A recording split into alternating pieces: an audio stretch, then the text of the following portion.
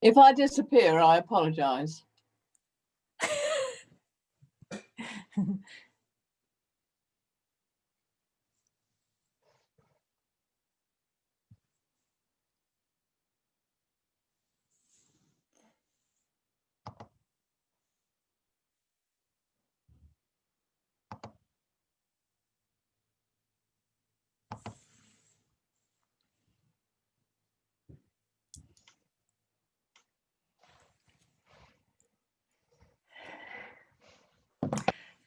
Good evening. I think we'll make a start. It's 29 minutes to 7, so let's dive in. I don't want to waste a second of this really special journalists' charity event tonight. And the Journalist Charity is here to help journalists like you who might be struggling financially, or you might just need a little bit of support. And tonight, the support comes in the shape of the wonderful Dame Esther Rantzen. National treasure, that goes without saying. And I am just so thrilled about tonight because Esther's show, That's Life, ran for more than 20 years, really defined for a generation Sunday evenings. And for me, the end of the weekend just wasn't the end of the weekend without Esther and her team setting fire to a highly flammable nightie, or holding up a potato, a really phallic potato, complete with dangly bits to the camera. It shaped my adolescence, and well, make of that what you will. If you haven't seen That's Life, it's a little bit like Watchdog mixed in with Have I Got News for You, and maybe even a dash of Britain's Got Talent, and it was a trailblazer. But since then, Esther has gone on to do so many things that have made a massive impact on the nation, and she really does still fight the corners of people who are struggling. And that leads me to tonight and to this long pandemic. Who isn't struggling?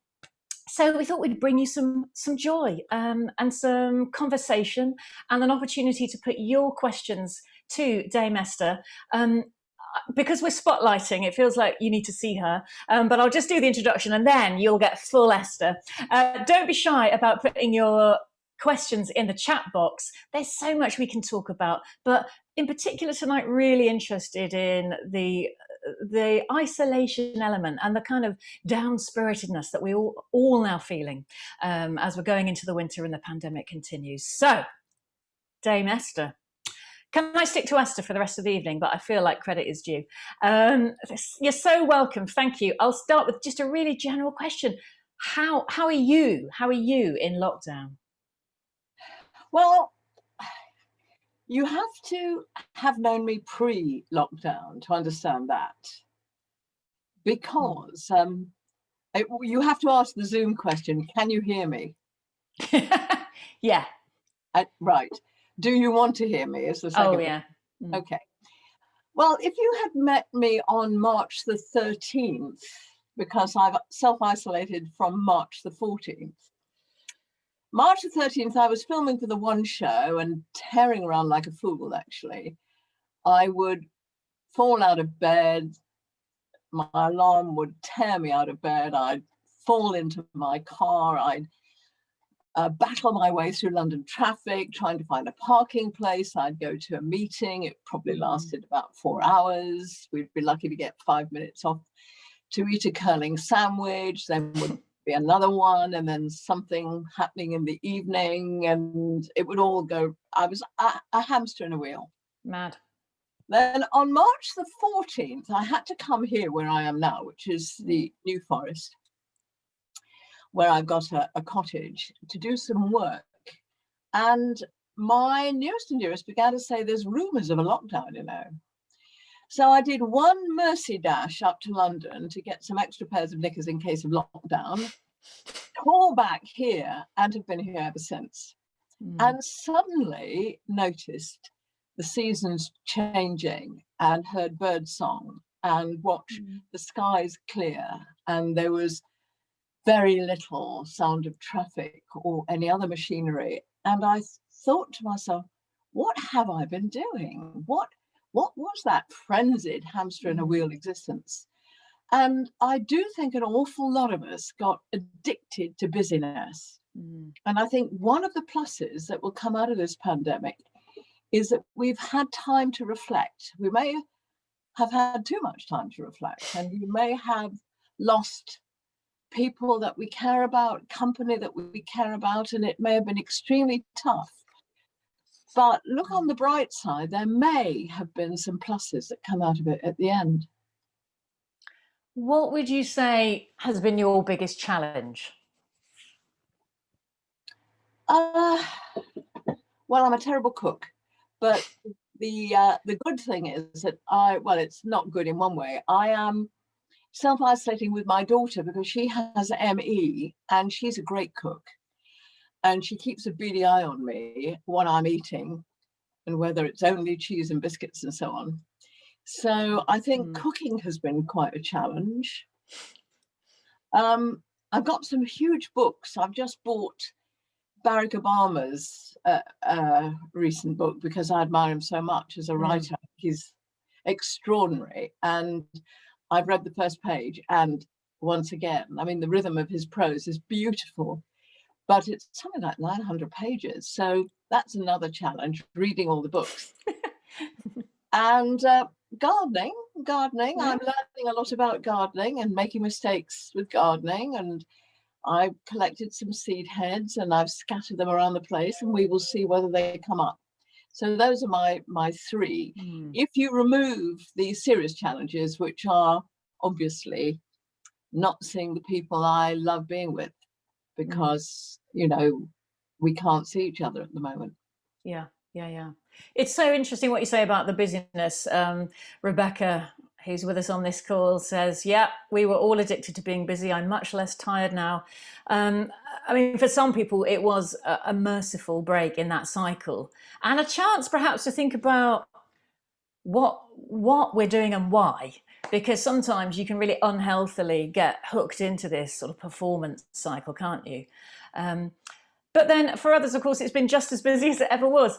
When you're feeling like you're beginning to creak a bit, what's the first thing you reach for? I'm looking forward to that. Oh, that's great to hear.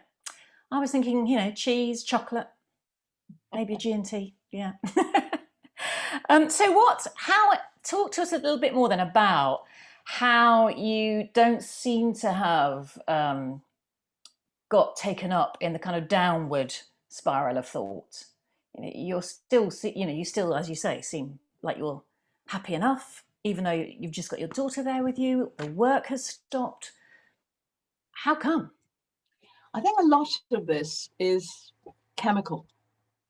I think it's to do with serotonin. I think if you are a glass half full person, it's probably not your own achievement. You may have inherited that. I think my mum was quite half full as a glass person. My father had moments of being down, but they were reactive. They were when life kicked him, where life sometimes kicks you. So I think I've been very lucky. I have friends who you would think had everything, and yet they get quite down. So I don't think it's an achievement. And I also don't think there is a silver bullet. I don't think there's a magic remedy. But what I do think is, you know, loneliness, unfortunately, when people are completely isolated, and a lot of the older people who get in touch with the Childline and the children who get in touch with Childline talk about feeling terribly lonely. And I tend to say that because it so erodes your feeling of self-worth, identity, confidence, it's up to you to do something to build it back. And that is have a treat. And I think it's your cheese, chocolate, maybe G&T. For me, it's a really lovely, long, hot bath with something very nice, fragrant in it, and just lying there. It may not be good for the planet. I enjoy having a bath, quite a full bath, but it's very good for me. Yeah. So I think you have to pamper yourself. You have to give yourself the treat that you really enjoy. And that's why we were talking earlier, as you're not ever supposed to say when you've got anything to do. I used to say to my audiences, there is no earlier. Yeah. We were talking earlier about the kind of binge television that is just feel good. And I think it's the reason Strictly and Bake Off have been so particularly popular. And then there's the other thing. I don't watch I'm a Celebrity. I was in it and loved being in it, but I don't tend to watch it. But that's the other kind of treat, which is watching people suffer even more badly than you are yourself. So yeah. Either give yourself a treat or vicariously see how much better off you are than one of those poor suffering celebrities in that Welsh castle. Yeah.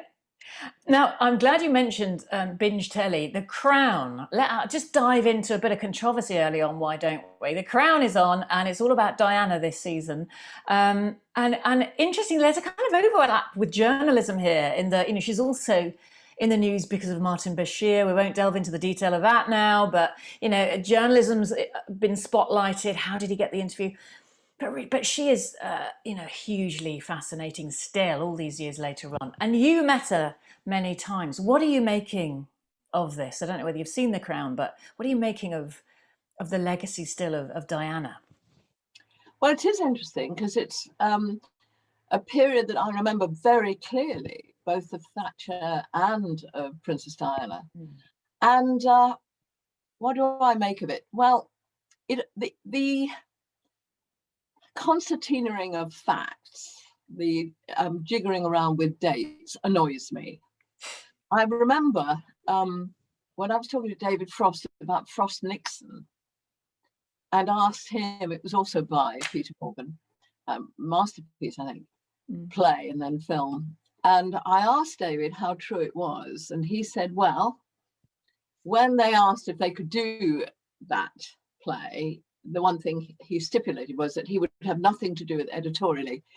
He didn't go near it when they were writing it and producing it. But I don't know if you remember it. There was the crucially important dramatic phone call at midnight between a drunk Nixon and David Frost. And he said, of course, that phone call never happened. And it's like in The Queen, when the Queen comes face to face with a dead deer or dead stag, that's obviously a dramatic device. And so I get a little bit annoyed with that. It's why I no longer read Private Eye, because I can never be sure how much of that is true, and it lodges in your memory. That being said, I think the arc, the general I can't say trajectory, but you know what I mean. Very good. Of Diana's loneliness and unhappiness and bulimia and the problems there, well, they're clearly true, because if you go to the other Netflix product, which is Diana in Her Own Words, which is the tapes on which the Andrew Morton book was based, there it all is, describing scene after scene. And it is quite extraordinary how a woman who I had so much respect for, so much admiration for, who I think has left a fantastically positive imprint on the voluntary sector and indeed on the royal family, could have had so much pain herself. There's something odd about the age 36. It's the age Marilyn Monroe died. It's the age Diana died. And these beautiful women, iconically beautiful women, never grow old in our minds, Yeah. So they don't fade, and they have this extraordinary, lasting image, memory. And I'm not at all surprised that people are still fascinated by her life. Yeah. And she was really interested in your work, wasn't she, with Childline in particular? Yes, definitely. Yeah. She sent us a personal donation, which, well-known people very seldom do, but very soon after we launched in 1986, she sent us a check. And she helped us. She came and opened our London premises. She visited our Glasgow premises. She launched our 10th birthday appeal. And it was interesting how she felt the link, which I think must be to do with her own childhood. Yeah, that's interesting. We'll take some questions. Do feel free, if you like to put a question to Esther, put a question in the chat, maybe raise a hand. You can do that using the function buttons at the bottom. Raise a hand and then we'll try to find you and you can talk. You can put your question yourself, why not? There's one from Eve. I'll read yours out, Eve. This is topical. What do you think about the UK government and the decision about Christmas? The devolved decisions, the days given for families to gather, 3 households, over 5 in Ireland, over 7 days. I can't quite make sense of that question, but basically 1 rule here, different rule somewhere else, 3 households here for 5 days. Is that, what do you reckon? Is that good? Happy? Well, I'm really glad that I'm not the Prime Minister or the Secretary of State for Health or any of those jobs. Interesting, isn't it, how Boris got the job of his dreams and it must have turned almost instantly into a nightmare. Yeah. I think there's no right way of navigating through this, although the Southeast, not Britain, but the world, I think Vietnam and South Korea and those countries seem to have done it differently and in some ways better. Whether there's anything genetically about this, I remember a doctor said to me that statistically the best thing to be is a Chinese woman because they get it less seriously or less often, and who knows, because one of the weird things about this illness is that I've got friends who were desperately ill with it. I've got friends who were asymptomatic with it. You know, same sort of age, same sort of background. How can we tell? So I think in the end of the day, you have to look at it and make up your mind. And I think what I'm going to decide to do is, if I meet my family, it's going to be in our garden. I'm going to continue to isolate because they won't be pleased with me if I get carted off to ICU. Yeah, and that is so interesting because I think, you know, as the generation, I'm in the generation that are trying to look after our parents, and we imagine that, oh, they're going to be gutted not to come to us. We've got to make everything happen to get them here. But actually, you know, when I've listened to radio phone-ins, it's actually the reverse. It's just as you've said. It's like, don't worry about it. You know, we've had lots of Christmases. We just want to live to the next one. Thank you very much. Yeah, are we making too big a deal of it? And not take up space in ICU. I think this is the other feeling we have. It's not at all an easy illness for many people when they get older. So it's painful and unpleasant. But it's also expensive in terms of NHS resources. I mean, do we want now to take up the time and the space and the equipment in ICU, which maybe someone younger with children dependent on them or other circumstances need more than we do?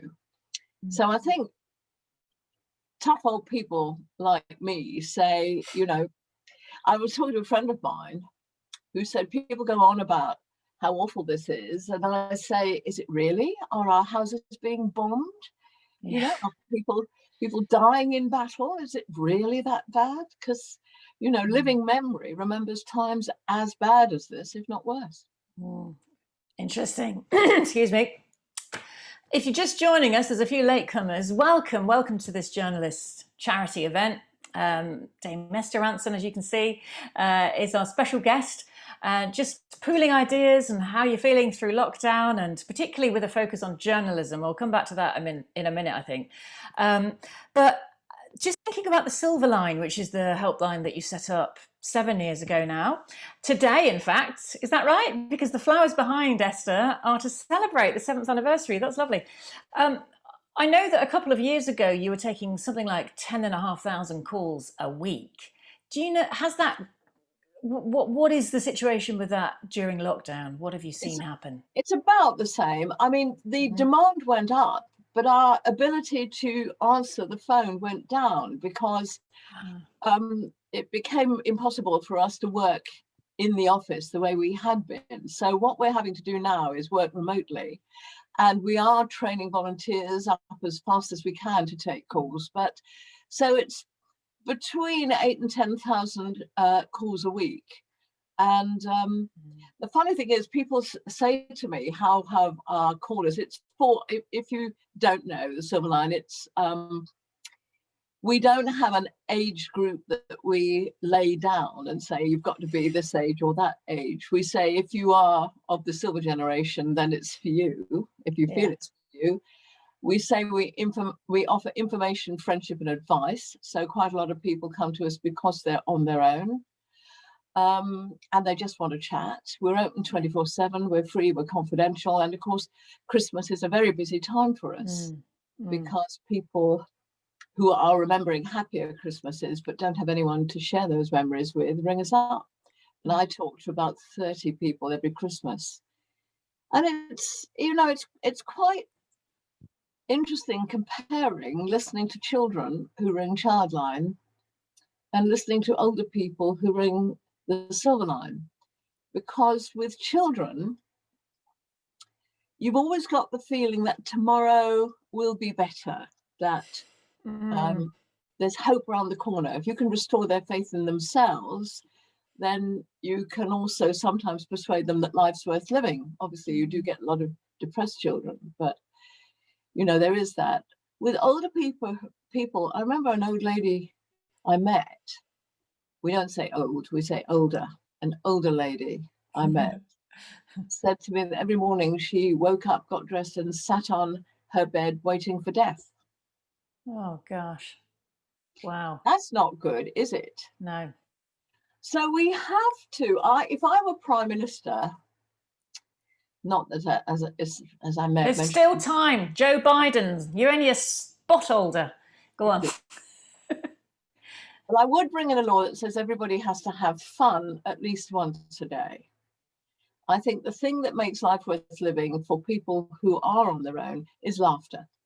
And I think if our broadcasters understood that, they would invest much more in comedy, because it is life enhancing and life prolonging. So, but it can be very tough when you, I think loneliness in older people, I was analysing the difference. Loneliness in young people is very often about not belonging. Yeah. No. Loneliness in older people is very often about loss. And it can be loss of a partner, loss of sight or hearing or mobility, or loss of a driving license, loss of something that has underpinned your life. You may not have realised it at the time, but when it goes, suddenly you look around and you don't know who you are anymore. And that's what loneliness does. What I would say to people is this piece of technology still has huge value. The phone really does bridge that gap, which creates loneliness. So if you have got somebody in your life you feel like having a chat with, that's the way. Ring them up. Yeah. Interesting that, actually. I think there's a bit of a generational divide with the phone. I find that with people that are, you know, of my generation and younger, it's not really about the phone. We're just messaging. We're writing messages to each other, but that's useless in creating connection and company. You know, I'm not necessarily looking for it, but that's the way I stay in touch. And then I realise weeks have gone by sometimes and I haven't picked the phone up to ring my dad, who doesn't do the messaging, because it's not in my habits of the way I communicate and connect. So it's absolutely right what you say. Got lots of hoorays coming in through the messages for what you're saying about laughing. Rebecca says, yeah, laughing's so important. That's the hard bit of lockdown. I'm too serious. I'm with you, Rebecca. I've noticed that I'm losing my funny. How can we get it back? Lynn says, I'm a comedy producer. Here. I find it frustrating how one-dimensional broadcasters have been. I've had to go totally online with our events, but it has worked well. I know that you've got a slightly zany streak at times, Esther. I mean, I was reading about this because obviously today's been a big birthday year for you. You turned 80 and you've had to put the wild party plans on hold. Were you tempted to do something like you did when you turned 50? Please tell me this is true. You really did run around your garden naked. I did it. Come on. Did you do it in June? Yeah. You did? Oh, that's brilliant. Oh, great. Let's not exaggerate, because I Yeah. always wear a hat. Well, it made. I hope it made you laugh at the very least. I don't know whether you've got close neighbours. It made me laugh, and I also took a picture of my shadow. Oh, great. How did you keep that out of the papers? Oh. Oh, the Daily Mail, when I did it the first time, the Daily Mail did offer me. I said, look, you're not having these pictures free. I know exactly where they are. But they didn't offer me enough. I was insulted. Go on, how much? I think they offered me 2,000. Oh, that's only 1,000 each. That's rubbish. Exactly. Exactly. No, the first time I did it, the thing is, my birthday's in late June, and it's always beautiful weather. So you wake up and the sun is shining and the roses are blooming. Yeah. All those lovely things are happening. And I do like removing my clothes. I like skinny dipping. So I put on a chiffon hat and rushed downstairs and ran around the garden, whereupon my husband followed me to see where the hell I'd got to. And he was furious, actually, until because he thought I'd lost my brain, until the neighbours' children arrived and watched me and started to giggle. And then he thought it was funny and he fetched the camera, hence the pictures. Oh, that is brilliant. That was when you were 50. And is that a tradition you do every time you have a birthday with a 0 on the end of it now then? Well, maybe. Yeah. I'm 100. Maybe. Yeah. Patricia says hat and shoes. She's concerned about your feet. I've got quite nice lawns, so I think I try. No, barefoot. I like the feel of the grass under my feet. Yeah. But thanks for thinking of me. Yeah. And I don't have a dog. I don't have a dog at the moment, so it's not quite as perilous as it might be. Now, you wrote a book saying, or it was called, If Not Now, When? So I love that as an idea, like do it now. But that is one of the things that lockdown actually has had the upper hand in, that we actually can't seize the moment and do some of the things that we've wanted to do. And with you, presumably, your 80th birthday party was one thing that you've had to put on hold. What are you looking forward to doing that you've shelved for a bit once this is all over? Well, of course, it's hugging my grandchildren, because that I cannot wait to do.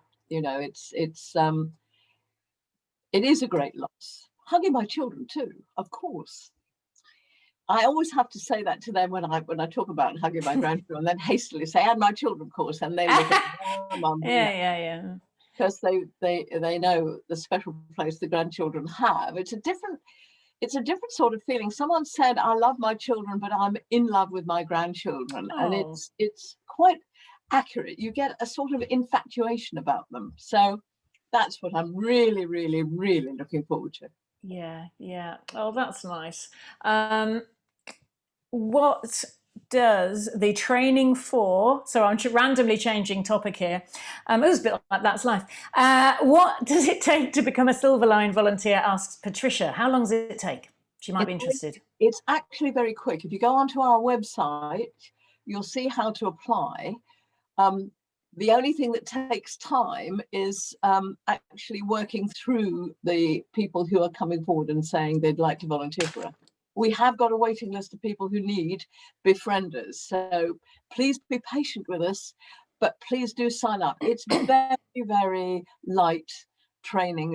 It's not like Childline, which is a bit more, I was going to say arduous, but rigorous.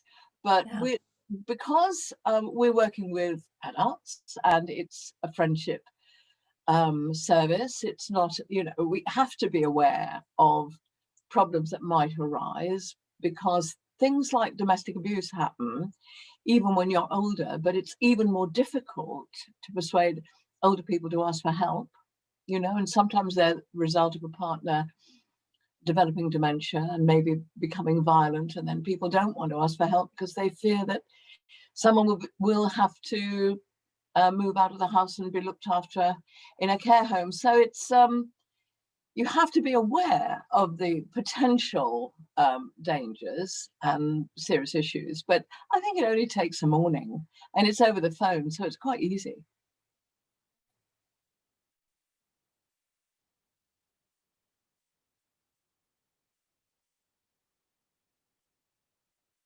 There we go. That was a little Zoom glitch. Wasn't allowed to unmute myself. I'm done now. Apologies.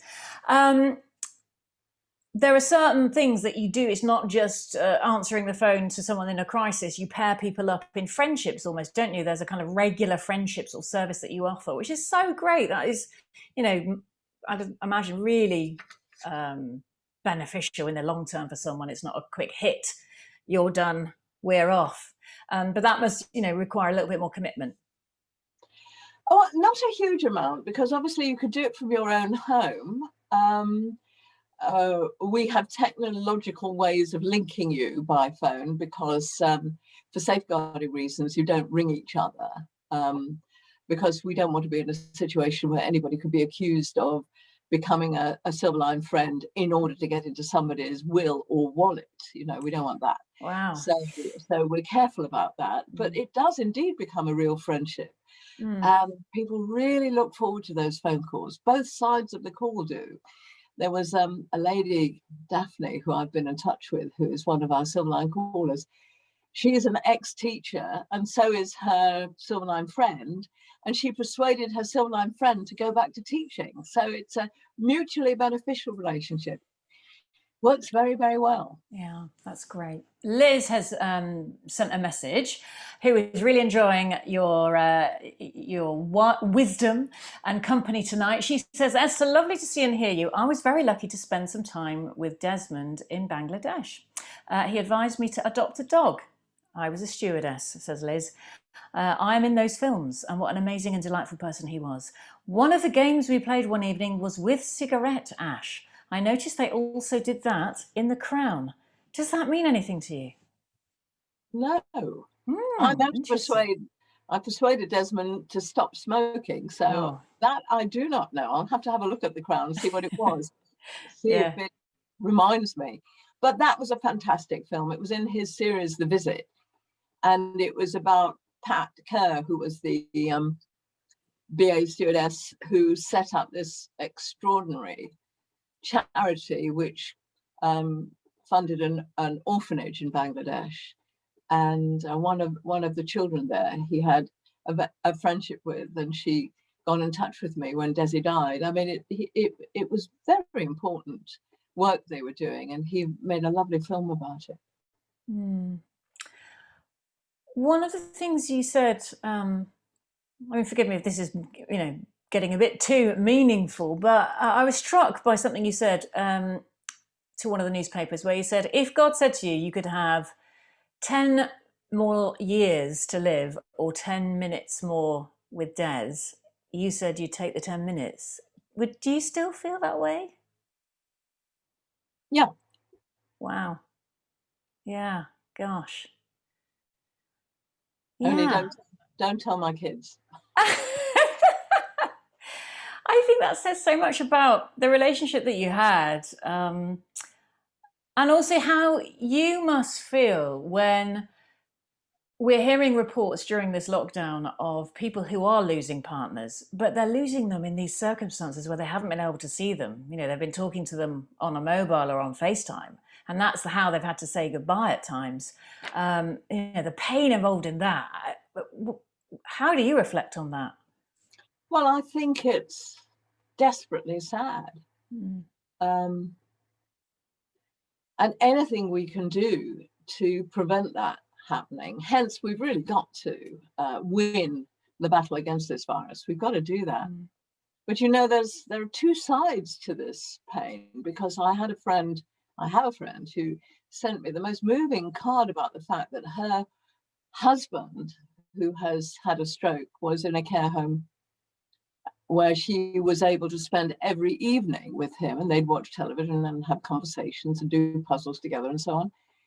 And then COVID struck, and she was forbidden to go in at all. And not only was he anxious and alone, but so was she, because she lives alone. And it was just as painful for her as it was for him. And she's actually part of one of these trials. So she was being very regularly tested, always negative. So she was never actually infectious in any way, but still not allowed to go in there. And she found it really painful. Yeah.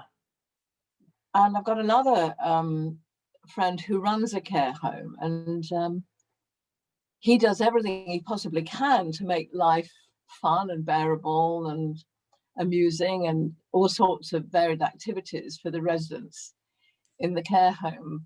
And he doesn't have any agency staff. His staff are all only employed in that care home, and they're regularly tested all the time. But he says one of the things he most dislikes is that he doesn't like policing his residents.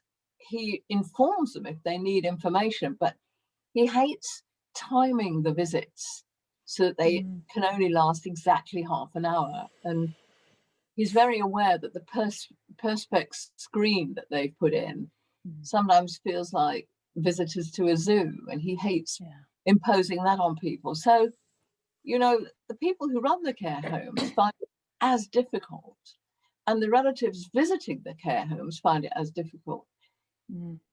But we know what happened when the pandemic first struck, and nobody had thought about this, and the infection went through, and unfortunately, a lot of people died in care homes, and that's what I think they were trying to avoid happening again. Yeah, it is just an unbearable situation, and you know, I think there's a lot about the economic after effects in the news today, but I think the emotional ones, there'll be a lot of waves to come, won't they, as we all try and process just what's been going on. Let's change subjects a little bit, and I'd love to find out a bit more about what it was like for you when That's Life was in its heyday, because I love the fact that you were blazing a trail for girl power, because you were there, you were in the boss chair, and then you had your men, your lads, you know, I don't know where you found them, in the office, around the photocopier. They had put on the suits, they sat in their chairs. Were you frightening to them, do you think? Well, we're still in touch, so I would suspect not. Yeah. Because we had loads of laughter. I mean, I was talking to one of my colleagues she's a very, very successful independent producer. And we were talking about the laughter and the fun we had. And she said, television isn't nearly so much fun these days. And when I had my big birthday, 60 of them joined me on a Zoom call. And they wrote a That's Life script. And they played these amazing films in, all of which sent me up rotten. Yeah. I was two things. One is they were incredibly talented, and they've gone on to amazing careers in the industry. The other thing was so many of them said it was their happiest time in their careers. Now, a lot of that was due to the program, because we could deal with things that were ludicrous and hilarious. I remember, you know, we had crazy strands like the longest phone bill. I remember we were in the television theatre in Shepherd's Bush. It was hysterical. And we asked permission of the police to run it out of the theatre, across the road and over Shepherd's Bush Green. And would they mind holding up the traffic? And they said, absolutely, under no circumstances. They absolutely would not do that. But by some strange chance, and I don't know how it happened, when Gavin ran through the theatre and ran across the road, there were no cars on Shepherd's Bush Green, which is normally quite busy. But we were able to do things like that, talking dogs and cats that play ping pong and that sort of thing. But we were also able to talk about child abuse and all kinds of stuff. We were the first program to talk about DNA testing, because somebody's son wasn't allowed in the country because the border police didn't believe he was her son, and we got them both tested. We campaigned for interviews in police stations to be recorded, because, you know, we came across the case of a guy who said that he'd been, you know, framed a bit.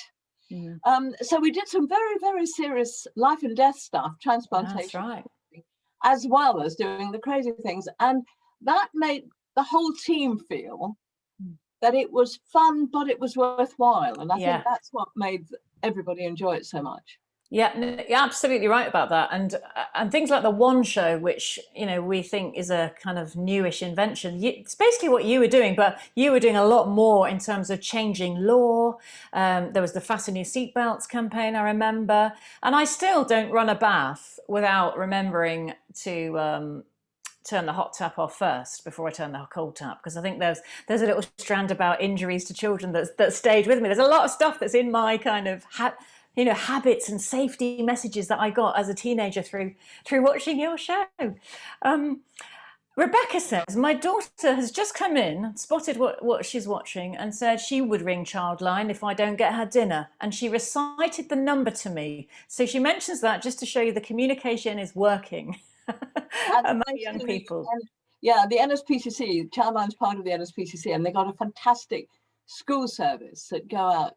The object is to go out to every primary school once every 2 years, and the young people, the children, learn the number 0800 1111, and they shout it and they sign it, and they know it, and it's wonderful. I'm really pleased.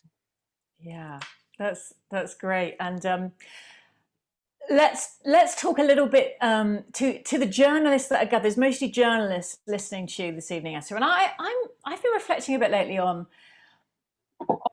the profile of journalism, and the Journalists Charity, which is hosting this tonight, they ran a campaign in the press just to point out that without journalism, this pandemic would be unthinkable. Without journalism, think about Brexit.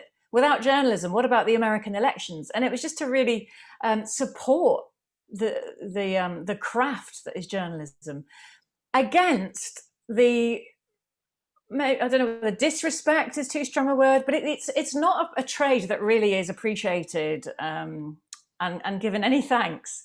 What can you say to us as someone who's ran a journalism fueled show like you did for so long? What can you say to us to pick us up during these months?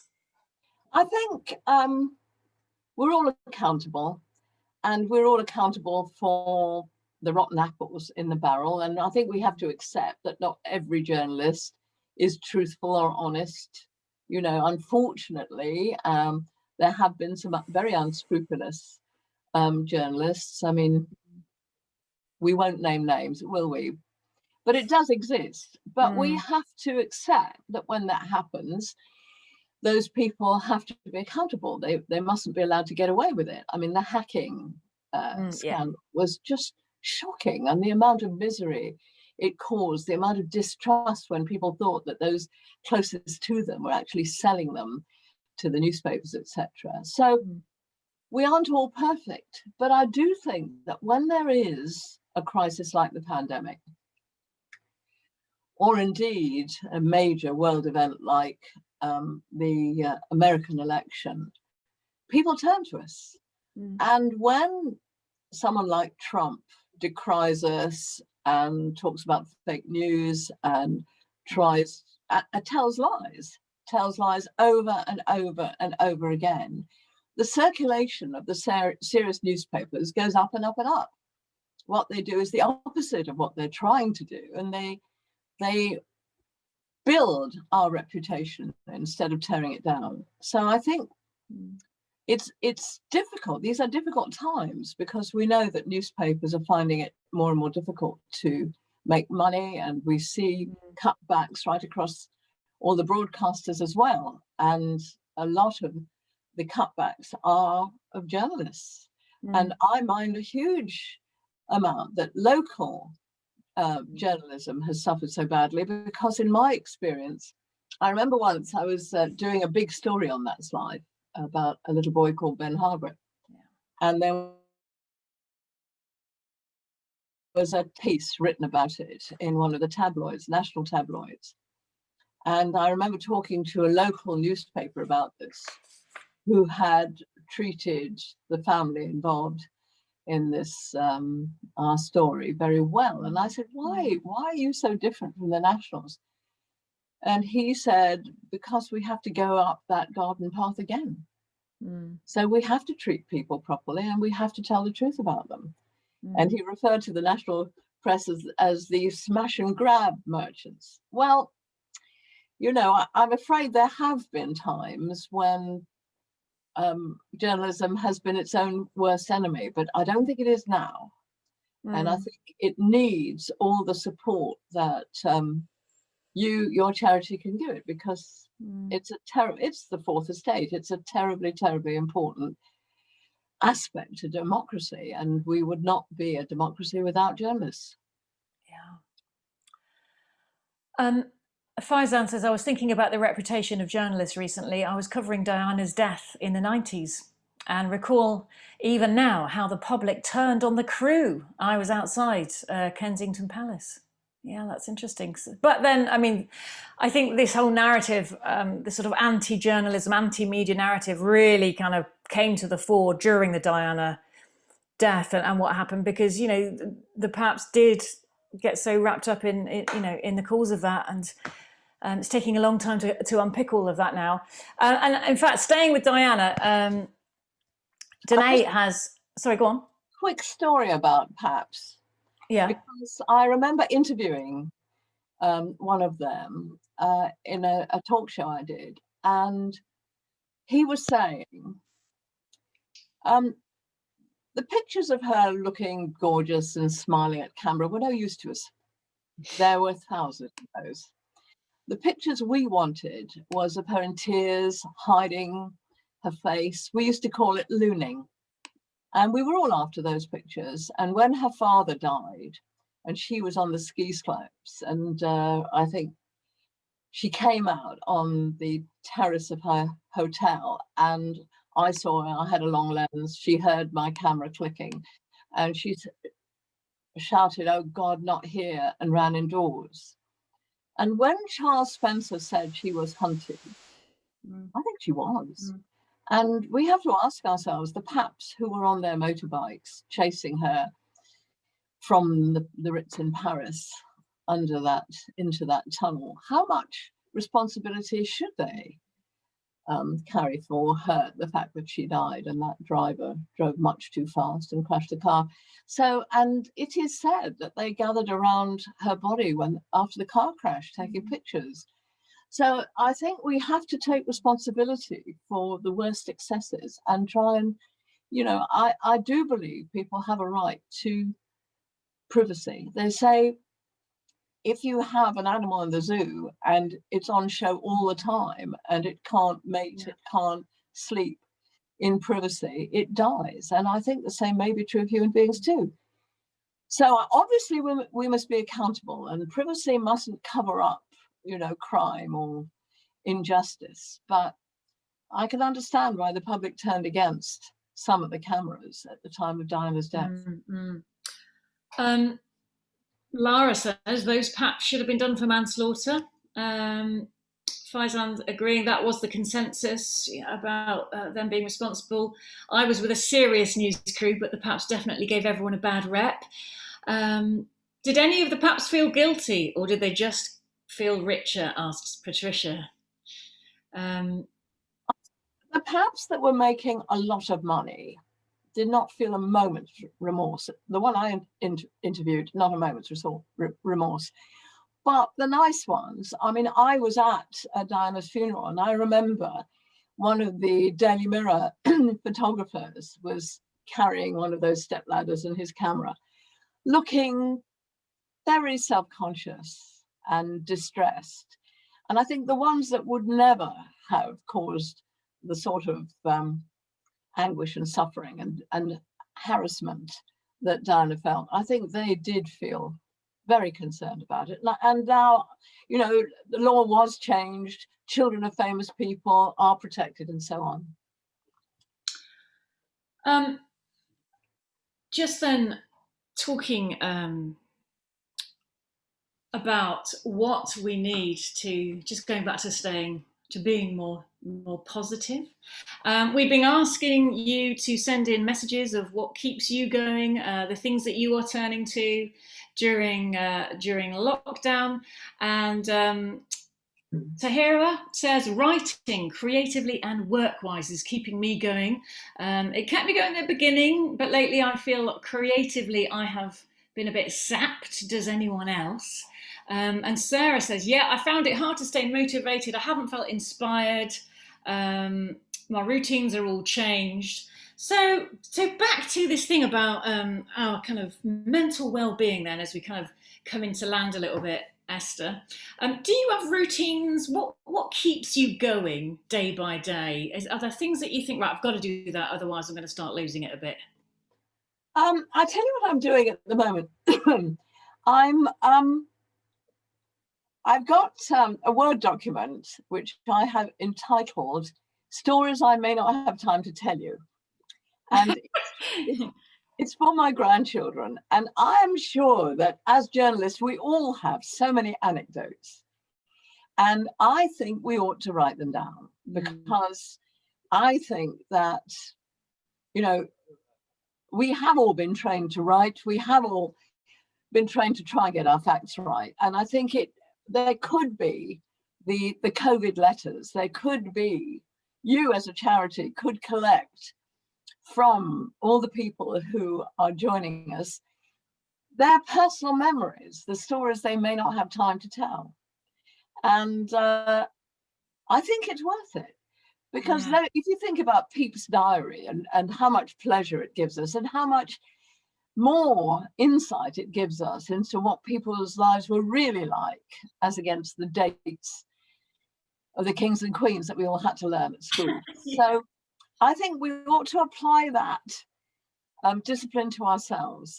And I've got a friend, if you'll pardon the plug, she's got a wonderful computer program, which is called Autodot Biography. That's AUTODOT biography, all one word. Have a look at it. Yeah. And what you do is you either follow her chronology, she's got chapters when she asks you questions, or you write exactly what you choose. Either way, stick in the photographs, stick in the birth certificate, whatever you want to stick in, and she turns it into a really nice hardback book. Illustrated hardback book. And I can only tell you that she's not giving me a cut or a commission, but I can only tell you that the people who do this with her invariably end up ordering, you know, half a dozen copies for their families. And she says everyone's got a story to tell. But I think journalists, more than anyone, because you've been everywhere, you've seen everything, you've met everyone. So write it down, use this time that we've got, this reflection time, and write it down, because people would love to read it. That's such a good idea, especially if we've got a bit of spare time. Putting you on the spot, can you remember what the last story you wrote down in your Word document of the stories that you might not have time to tell? Well, I started with the royal family. You're going to have to forgive me. Yeah. With anecdotes about the royal family, and it reminded me of appearing in the Royal Variety Show. Now, as you know, you have seen me partnering Anton. As you know, I have no muscle memory. I was in series 2 of Strictly, and thank the Lord it was before the dreaded dance-off. I didn't have to do it. I was just voted out, and that was it. But for the Royal Variety Show, someone had the bright idea of getting Gloria Hunniford, Jan Leeming, and me to sing Anything You Can Do, I Can Do Better from Annie Get Your Gun. And they choreographed it. Well, it was quite memorable. It was a Royal Variety Show when Angie Rippon danced brilliantly, and it was quite a memorable show. And we had a rehearsal. It all went well, and I had a rather nice cowgirl outfit. We all did, which I was allowed to keep, and it served me well over the years. Yes, on the few occasions in my life when I actually wear clothes. And so then the time came for us to do it for real. And Harry Rabinowitz, who was the MD in the orchestra pit, for some reason decided to take it at half speed. Now, if you ever sung or danced rather more slowly than you'd intended, you will discover that you have to spend an awful long time on one leg, which is a bit wobbly, and an awful long time on that top note, which is a bit screechy. So it felt like a lifetime to us. God knows how long it felt to the audience before it ended. Anyway, the time came at the end of the show for the Queen Mum to meet us all. And actually, the act that opened the Royal Variety Show, some of your older members may recall, there was a troupe of French comedians who pretended to be monks ringing bells, and they arrived with bald heads and robes, and they had ropes which they pulled, and the more they pulled them, the more they swung up to the ceiling. And it was one of the Queen Mum's favourite acts. So that's why they shoved it in the Royal Variety Show. Anyway, as she came out looking wonderful in this marvellous crinoline dress with a crown and all, just looking wonderful. Yeah. There in front of her were 6 little men in black tie and, you know, all with their hair and all that. And nobody knew who they were. So she couldn't be introduced to them. So she did something that was so clever. She said, "Oh, I just have to say what a delightful evening it's been. And I have to thank all of you for donating your time and your talent to this very important charity, which we all support. And you've given us the most brilliant entertainment. And we're all so happy." By which time she'd passed these 6 Frenchmen who nobody had no idea who they were. Anyway, so that came on to shaking hands. And when she got to Gloria, Jan and me, she said to us, "You must have been so relieved when that was over." Which gave us a clue as to how well we'd done. And then Jock Tinker, who was the theatre critic in the Mail at the time, wrote a review of the show in which he said, "And then Gloria Hunniford, Jan Leeming and Esther Rantzen saying, 'Anything you can do, I can do better,' and prove they couldn't." Oh, that is so good. I don't think we can beat that, and that's a wonderful note to end on, except to say Patricia's enjoying your suggestion of the book. The Association of Golf Writers did a book called Forgive Us Our Press Passes. Great anecdotes. That's good. I think your book will be probably a great deal more interesting to read than ours. It's been so good to have you with us tonight. Thank you, Dame Esther Rantzen. And thank you for joining us too.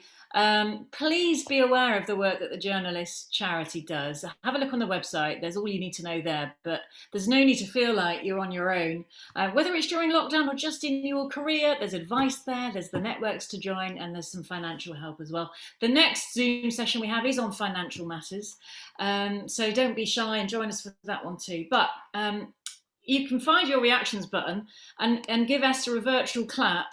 Or just do this. So I'm doing this. Thank you, Esther, so much. It's been really good to have you tonight. And make sure you have a big party for 81. Definitely. I'll try and wear my clothes. Oh, as I say, unclothed. I'll give you $3,000 for the photos. If I had it. Oh, thank you. Thank you so much. Bye. Okay, bye.